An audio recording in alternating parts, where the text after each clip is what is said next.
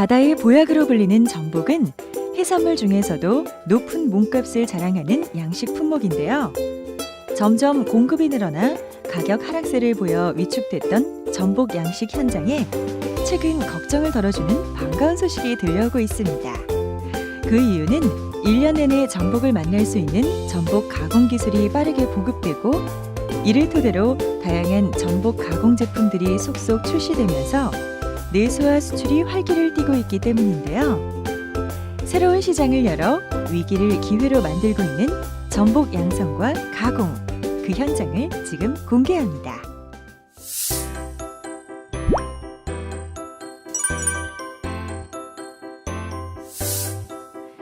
전복은 국내 양식 폐류 생산량의 2%에 불과하지만 생산액은 약 50%를 차지할 만큼 큰 비중을 차지하고 있는데요. 우리나라에서는 태풍 피해가 적고 먹이가 많으며 조류가 비교적 약한 전남 남부에서 많이 양식되고 있습니다. 전복 양식은 크게 알에서 3cm까지 키우는 종묘 생산과 3cm 정도의 전복을 6cm까지 키우는 중간 육성, 그리고 상품인 10cm까지 키우는 양성 과정으로 나눌 수 있는데요. 그중 양성 과정에 대해 알아봅니다.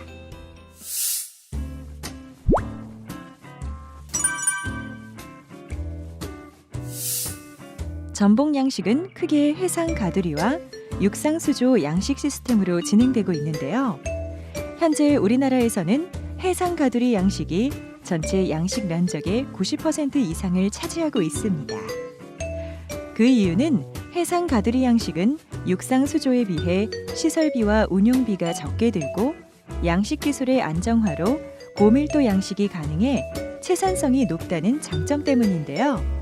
폐사율은 낮추고 경제성은 높이는 전복 해상 가두리의 성공적인 양식을 위해서는 각장이 3cm인 어린 전복을 해상 가두리에 입식해 상품인 10cm까지 키우는 3년 동안의 양성 기간과 계절에 따른 특별한 사육 관리가 필요합니다.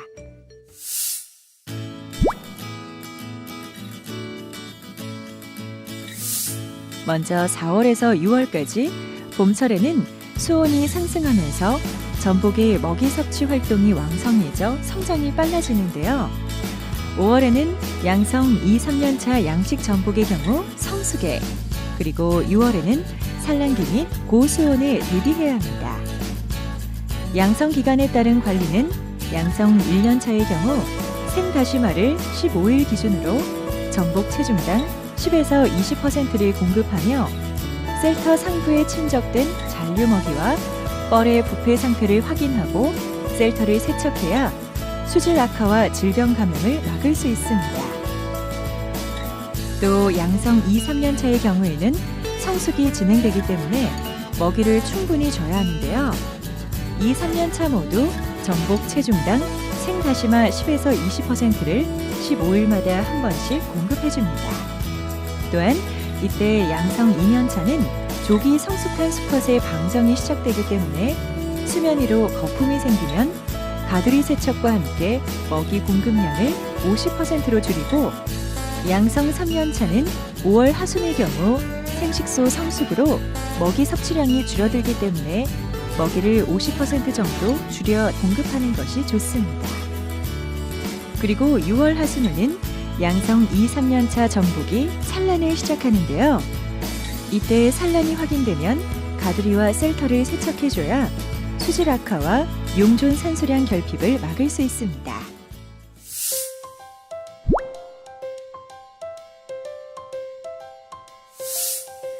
여름철에는 7월의 경우 수온이 높아져 해조류가 빨리 녹기 때문에 먹이 공급 기간을 줄이고 8, 9월은 평균 수온 24에서 25도를 형성하기 때문에 최소한의 먹이를 공급해야 영양 불균형을 해소할 수 있는데요.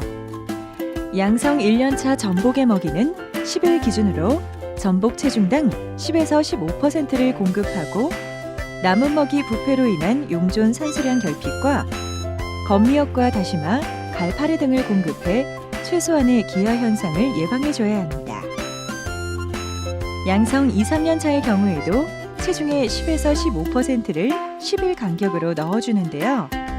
특히 양성 2, 3년 차는 이 시기에 방란, 방정이 일어나기 때문에 먹이를 잘 섭취하는지 세심하게 관찰하고 폐사 전복이 발생할 경우 다량의 암모니아가 발생해 남은 전복을 폐사에 이르게 할 수 있으므로 신속히 제거해야 합니다.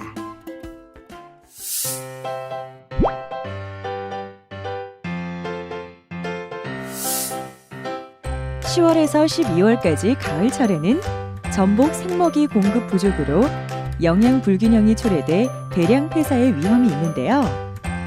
따라서 최소한의 먹이를 사전에 확보해 기아 상태를 예방하는 것이 무엇보다 중요합니다.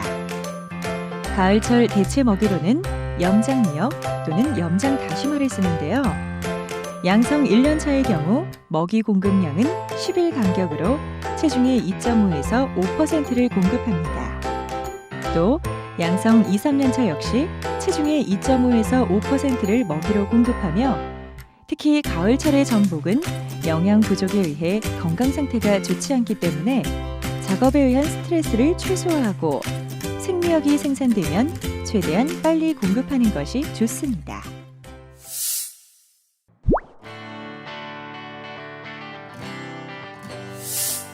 겨울철인 1월에서 3월은 먹이인 해조류가 풍성하지만 사육수온이 낮아 전복의 먹이 섭취량이 떨어지기 때문에 먹이가 과다 공급되지 않도록 신경 써야 하는데요.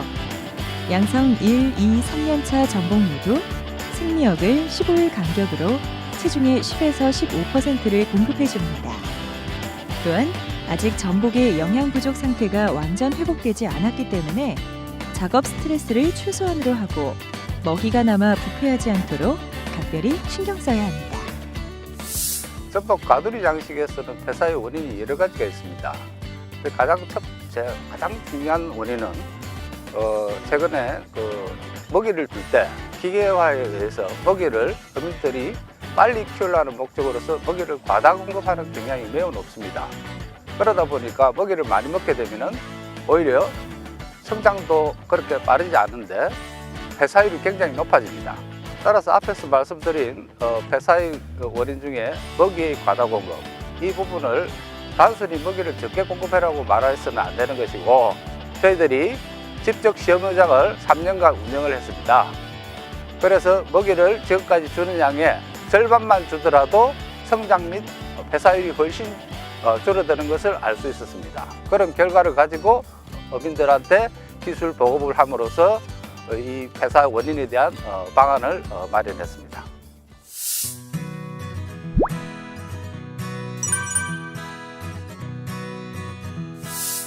건강하게 키워 수확한 전복은 전문 유통업체를 통한 계통출하와 개인 유통, 그리고 지역 내 협회 등을 통해 유통되는데요.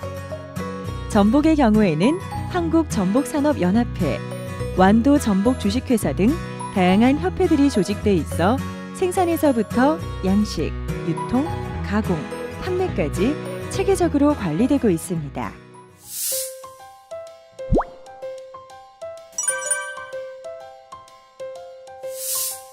대형 수조들이 잘 갖추어진 완도전복 주식회사.